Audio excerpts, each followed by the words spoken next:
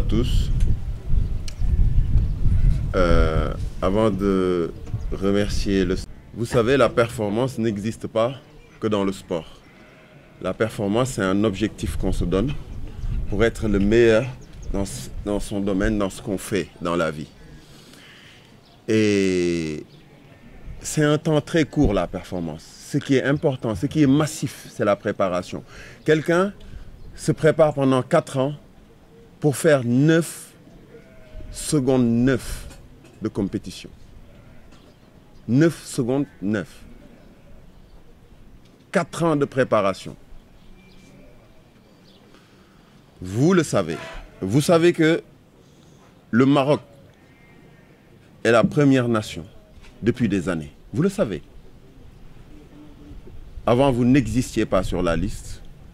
L'année dernière, vous étiez 8e. Cette année, 3e. Donc, l'objectif est très clair pour moi. Et j'espère que c'est clair pour vous. On cherche de la performance. La performance ne s'improvise pas. C'est un travail que l'on fait, que l'on prépare. Ces équipes ont 9 mois de préparation. Vous avez eu 15 jours de préparation. Ça veut dire quoi? Ça veut dire que l'année prochaine, vous pouvez être la première nation d'Afrique.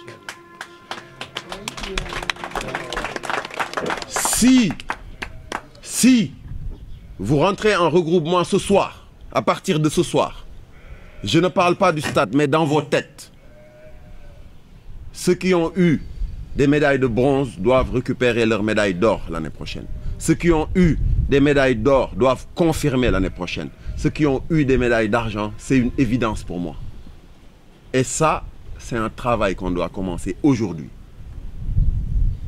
Avant même de commencer la fête, il va falloir que je vous dise que maintenant vous avez compris l'utilité de la préparation.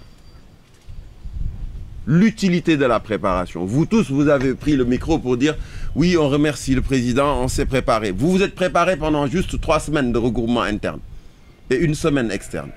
C'est pas assez. C'est pas assez. Je le sais, c'est pas facile dans l'environnement économique de notre pays. Et je pense qu'en faisant des performances comme ça, le gouvernement va venir nous aider dans nos projets. Et maintenant, salam alaikum tout le monde. Je voulais parler à l'équipe nationale. Je voulais leur parler de la performance. C'était important pour moi. Maintenant, je parle aux journalistes. Salam alaikum. Merci beaucoup pour votre présence ici. Vous le savez, vous l'avez vécu avec moi à l'aéroport. Une énorme satisfaction d'avoir pris la 3e place sur 27. Je crois que les athlètes l'ont mérité parce que je les ai vus travailler, j'ai vu leur préparation. Il y a 4 ans, on faisait 72 heures de boxe non-stop. À la fin de nos séances, je croyais qu'ils souffraient, mais ils étaient heureux. Donc ça veut dire que c'était des champions. Mais il fallait les préparer, il fallait les organiser. Et aujourd'hui, c'est ce qu'on a réussi à faire. Mais je crois que le travail reste encore. Il y a encore du boulot. Il faut bosser. On veut gagner. On ne veut pas prendre la 3e place. On veut prendre la 1re. Donc, il faut bosser. Voilà. Voilà ce que je voulais dire. Et je remercie tout le monde. Et Malick Niang, le directeur technique national de la Fédération sénégalaise de boxe. Bonsoir à toute la famille de la boxe. C'est avec une immense fierté que nous faisons ce bilan de notre retour triomphal en terre congolaise sur la 21e édition des championnats d'Afrique de boxe à Kinshasa, après 28 ans d'absence de la médaille d'or ici au Sénégal. Je peux dire un retour victorieux. Pourquoi? Nos athlètes ont démontré une résilience incroyable, prouvant que le talent ne disparaît jamais. Cette médaille d'or est le fruit d'un travail acharné, d'une détermination sans faille et l'accompagnement de la fédération en termes de préparation, en termes de regroupement, en termes de besoins. Nous, en tant que staff technique, nous, en tant que direction technique nationale, tous les moyens ont été mis en œuvre par le président de la fédération pour une meilleure préparation des athlètes. Et quand on parle de préparation, on parle de l'optimisation de la performance. Voilà, on a le produit. Mais avant le produit, il y a le processus. Et tout ce processus a été respecté, a été honoré par le cher président, M. Mamadou Sen. Nous lui remercions davantage. Nous allons surfer encore sur la reconnaissance internationale notre victoire de la 3e place au championnat d'Afrique, qui est une première dans l'histoire de la boxe sénégalaise. Nous place de nouveau notre pays sur la carte mondiale de la boxe, renforçant notre réputation et ouvrant des opportunités pour nos athlètes à l'échelle internationale.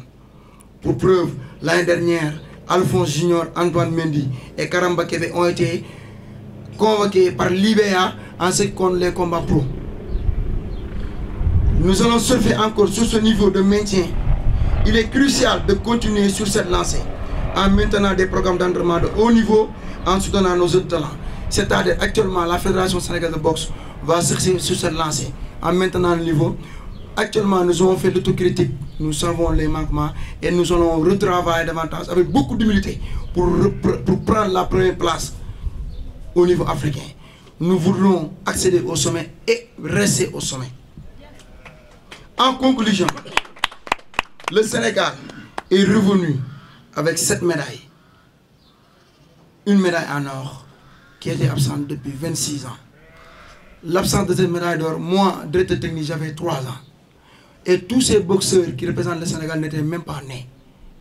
Donc je pense qu'il y a un grand bond en avant de la boxe sénégalaise. Nous avons eu une médaille en or, 2 en argent. Et j'en reviens sur un petit détail sur la médaille d'argent qui est à Osir Mbaye, sur la catégorie de 66 grammes, qui est la première fille au Sénégal qui remporte une médaille d'argent. Ça sera écrit dans l'histoire du Sénégal. La première fille médaille d'argent du Sénégal s'appelle Osir Mbaye. Après ces 2 médailles d'argent, nous avons aussi ce nouveau boxeur, Mohamed Abdallah, qui est issu de notre championnat local, qui est un jeune boxeur, qui a débuté pas mal longtemps avec son entraîneur Sacré-Cœur, qui est médaille d'argent pour sa première participation de médaille d'Afrique. Nous le remercions davantage.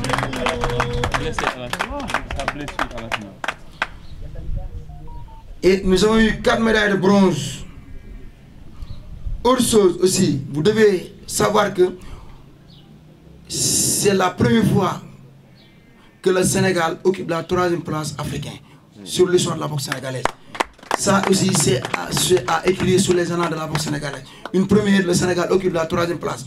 Et vous n'êtes pas sans savoir que le Sénégal s'est engagé sur 12 athlètes.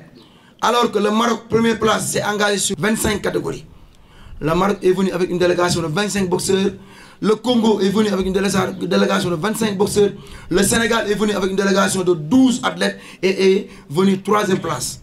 Donc ça, ce sont des détails statistiques à savoir. C'est ce qui nous a valu cette 3e place. Maintenant, nous nous réjouissons aussi de ce retour du médaille d'or après 28 ans d'absence. C'est une renaissance, une réaffirmation de notre potentiel et un tremplin vers un futur encore plus brillant pour la boxe de notre pays. En résumé, nous remercions tout le staff technique. Quand je parle de staff technique, c'est l'ensemble des ressources humaines qui nous ont accueillis pour l'accomplissement de cette mission. Je peux citer M. Bologay, international, M. Tchernomor Diallo, le doyen Ibrahim Sarr, Djibril Sek et le docteur Ibrahim Sagna et l'international M. Djibril Kandji et l'ensemble du staff technique que je peux citer. Mais aussi, je remercie particulièrement M. Johane Asfali, coach Asfali, qui nous a accompagnés durant la préparation. Maintenant, mention spéciale et cruciale, l'exceptionnel, l'homme de l'ombre, l'homme de la situation, M. Mamadou Mamoun Sen, à qui, s'il n'était pas là, la boxe ne serait pas à ce niveau-là. Sur 2 ans, il a su relever le défi. Vous devez savoir que la boxe a démarré le travail en 2022. Parce que 2021 était l'année du Covid-19. On n'a pas pu travailler. J'ai aucun effort pour la réussite de cette participation de championnat d'Afrique du Sénégal. Maintenant, c'est ce que nous avons à dire. Nous remercions en résumé. On a quelqu'un qui nous a accueillis à Kinshasa, que je peux nommer. C'est Moussissi, le chargé des affaires de l'ambassade du Sénégal à Kinshasa.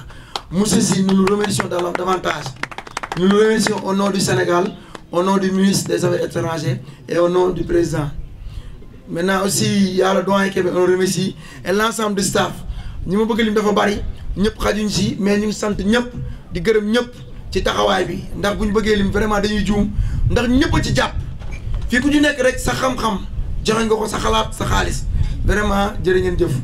di nuyu ñi nga xam ne def nañ déplacement ak dérangement ñëw fii ci accueil bi nga xam ni teertu bi nga xam ni moo la ñu réserver équipe nationale de boxe ci jàlloore bi mu jëlee fële ci dëkk bu ñu naan Congo République démocratique du Congo plus particulièrement à Kinshasa ndax ñu xam ni équipe nationale de boxe dafa demoon ci championnat d'Afrique 21e championnat d'Afrique de boxe pour représenter ci Sénégal ci représentation boobu noonu yóbbu woon nañu fukki athlète ak ñaar yooyu am nañ ci juróom-ñeenti góor ak ñetti jigéen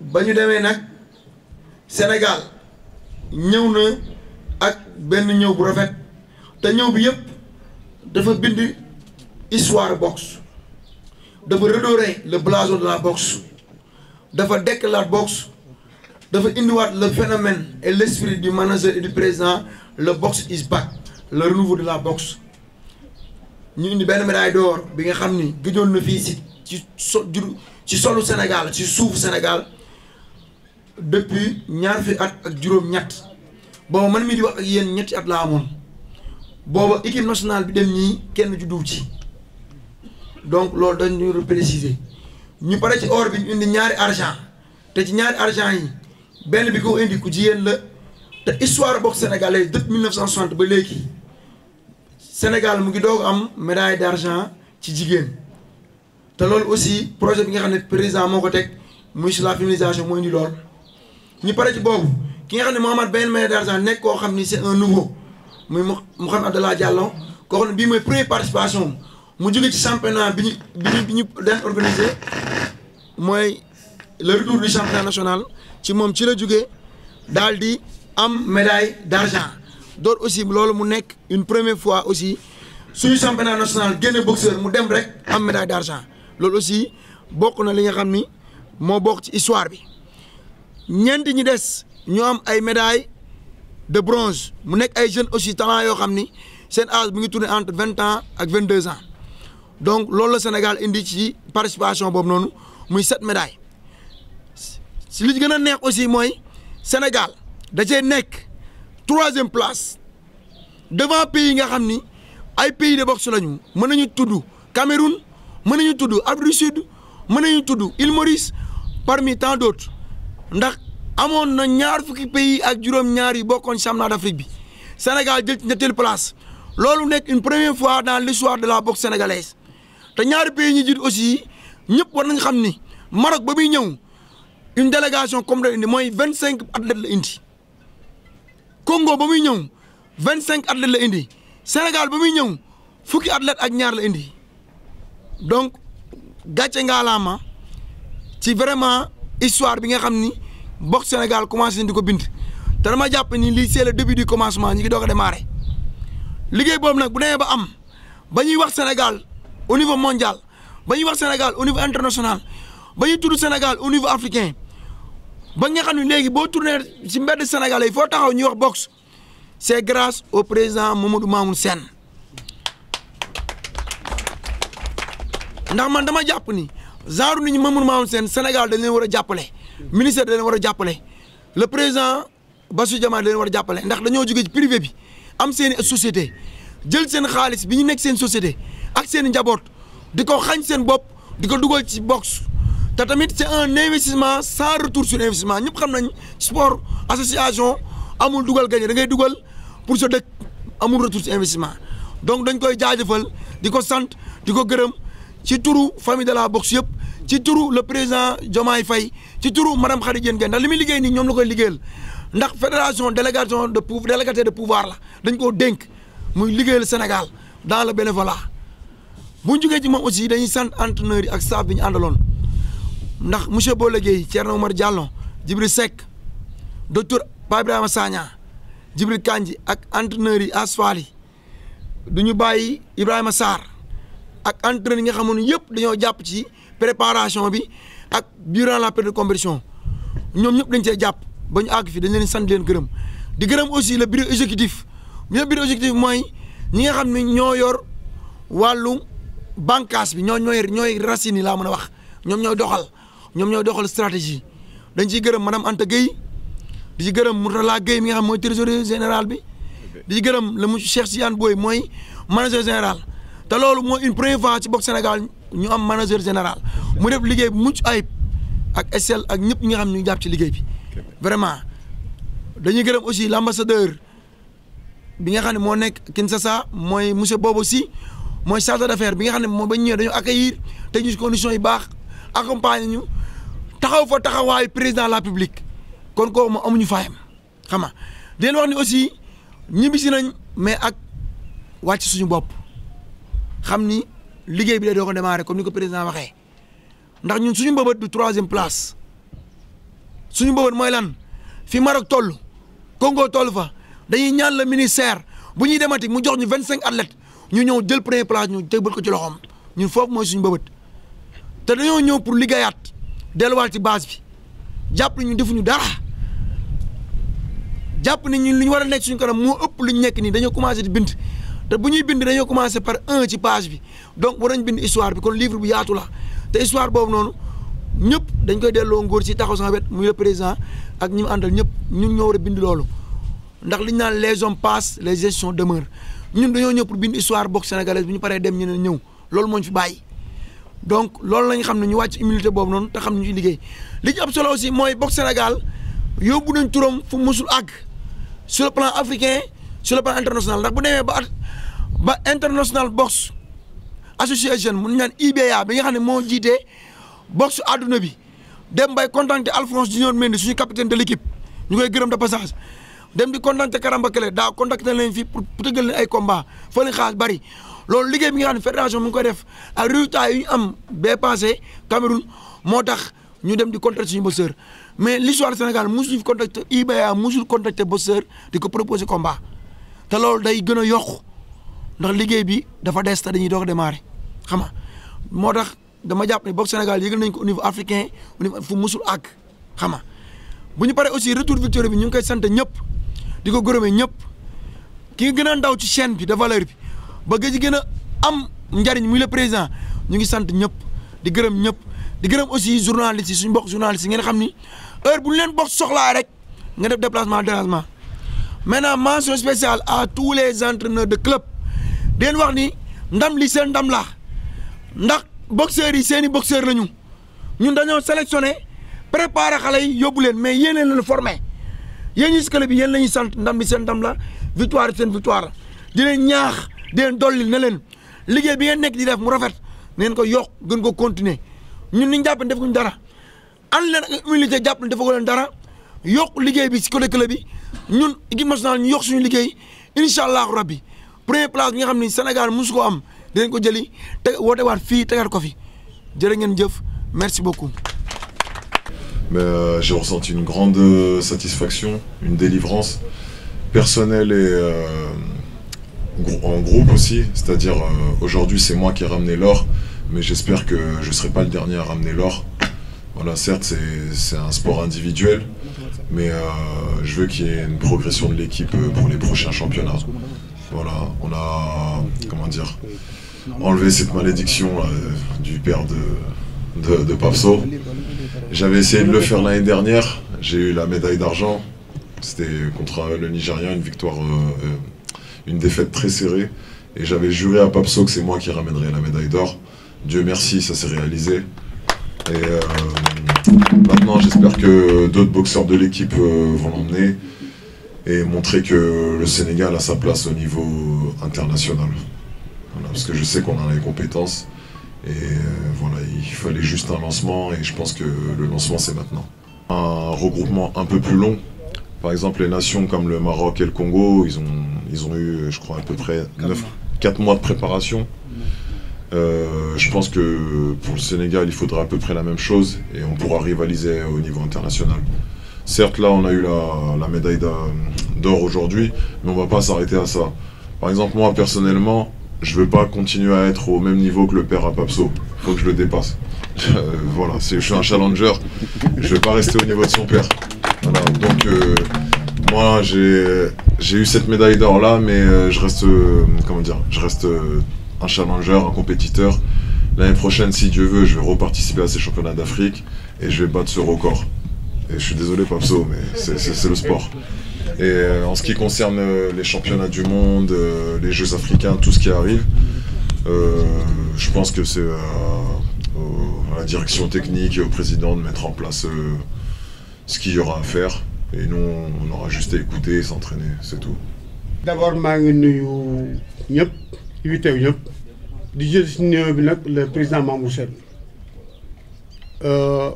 Mamou Sène, su lii amee tey su ma waxul man tey du ma gor parce que Mamou Sène le président maa ko indi si boxe bi ak lu metti nag indi ko si boxe bi vraiment li ma ko doon doy si boxe bi tey résultat baa ngi nii te moom avant muy jël fédération sénégalaise de boxe club de boxe dañu waroon ubbi ma bàyyi club de boxe bi démissionné équipe nationale ànd ak moom ñu fal ko bu nekk président fédération sénégalaise de boxe tey depuis mu nga xamante ni tey mi ngi si fédération avant mu dugg si fédération bi jóge nañ fii ak l'équipe nationale du Sénégal dem Île du Cap-Vert Praia avec des médailles ñuy ñibbi si am problème transport sax pour ñibbi aéroport pour boxe ñibbi aéroport ñibbi seen kër pour ñibbi si Mamour Sène moo développé xaalis yónnee ma ko ñu jox ko boy transport ñi mën a ñibbi seen kër te boobu nekkagul président fédération yàgg jàppale fédération bi te boobu nekkagul président bi di ko ñaanal bu baax nag di ko ñaanal ne tey xañ ne li ma doon xeex tey pour indi fi Mamour Sène tey lii lañ gisoon tey te ndam gàcce ngalaama tey liñ doon xeex par ba mu nekk président fédération tey am nañ ko parce que on a gagné des médailles yoo xamante ni gëj na fi am depuis si ñun maag Pape parce que ñoo àndoon Algérie médaille d'or bi mujjee dugg si dama mës a am yaakaar si équipe bi te damay mës a am yaakaar si équipe bi waxuma champion d'Afrique sax mais champion du monde sax gëm naa ni dinañ ko indi incha allah. Nous remercions tamit le président Mamour Sène et son staff. Nous remercions tamit les entraîneurs Bollé, Djibi Seck, Thierno Diallo, Malick Niang, et docteur Djibril Kagni et tous les entraîneurs qui sont là. Nous les remercions et content nañ trop pour performance équipe. Merci.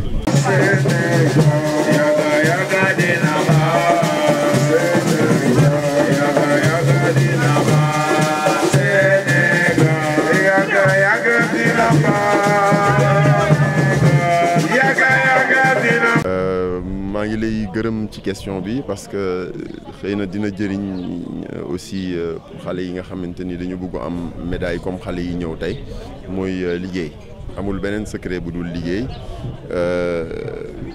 liggéey bi nag dafay bëri li nga xamante ni mooy lu neex li dafay gàtt lool mais préparation bi moo am solo dama koy wax samay athlètes dama leen di wax ni que nit dina préparer wu 4 ans pour daw 9 secondes 9 donc lépp ci préparation bi la nekk foofu la ñu mënante foofu jongante bi su amee foofu la ñu mënante ki gën a préparé wu sa morom ki ko gën am na nag yeneen yoo xamante ni mental bi la environnement bi la ainsi de suite mais surtout je pense li indi ndam lii jóge na fu gën a sori suñu regroupement bi jóge na fu gën a sori suñu préparation yi fi mu jógee mooy bi ñu démarré ni ñu ko defee lii moo doon suñu projet bu ñu daanaka xaatimoon la pour egsi fii mu metti lool mu compliqué lool mais aujourd'hui mënuñu ko wax leneen lu dul liggéey ak sérieux bi xale yi sérieux bi coach yi aussi sérieux pour am résultat bu mel nii donc ñu ngi leen ci gërëm di gërëm staff bi di gërëm ñëpp ñi nga xam ne liggéey nañ ci pour mu egsi fii waaye. léegi nag lan mooy objectif yi bu lii bu weesoo lan mooy objectif alors ñun li ñu bëgg mooy dem ci championnat du monde bi indi fa ndam ñun gëmuñu ni dinañ participer pour def juste participation dañu bëgg di gagner et dafa am loo xamante ni am na solo trop mooy ni que ñu maîtriser yenn yi nga xamante ni moo nekk ci suufu championnat du monde maîtriser ko bu baax ba pare nag am ambition wu nag dem championnat du monde pour nekk numéro 1 donc defoon nañ ko sur la zone 2 léegi maîtriser nañ ko tàmm nañu zone 2 gagné nañ ko 2 fois bëgg nañu gagner championnat d'Afrique ba pare am ambition wu aussi am gagner championnat du monde mais suñu participation duñ fa dem pour juste participer dañ fay dem pour gagner dañu dem pour jëli suñu chance jusqu'au bout voilà. Merci.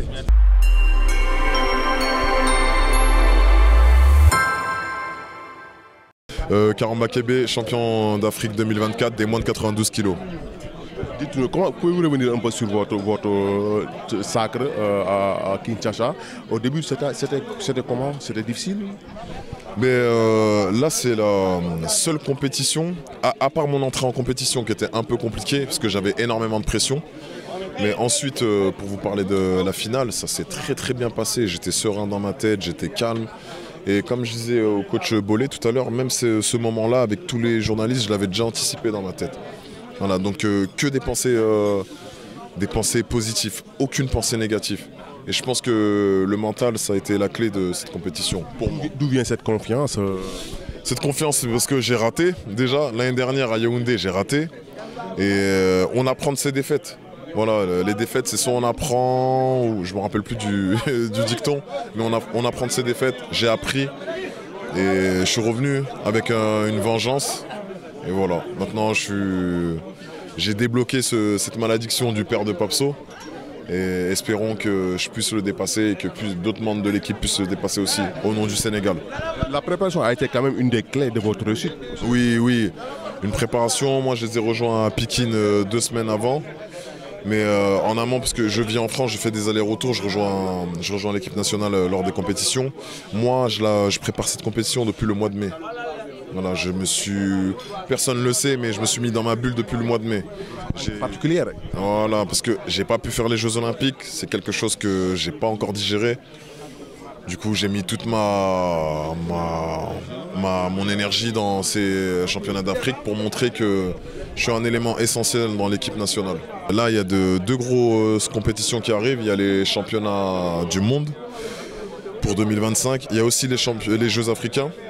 Et l'objectif, pareil. Pour le championnat du monde, aucun Sénégalais n'a fait de médaille dans l'histoire. J'ai envie de marquer l'histoire. Et pour les Jeux africains, prendre l'or. Parce que je sais qu'ils l'ont fait l'année dernière. Il y a eu des médailles de bronze, mais je veux prendre l'or. Maintenant, c'est l'or, rec, c'est tout. Ah là, c'est bon, c'est parti. Avant, j'hésitais beaucoup, tout ça. Là, maintenant, ça m'a donné une grande motivation. Et j'ai envie de faire plaisir au peuple. Me faire plaisir à moi d'abord, après au peuple.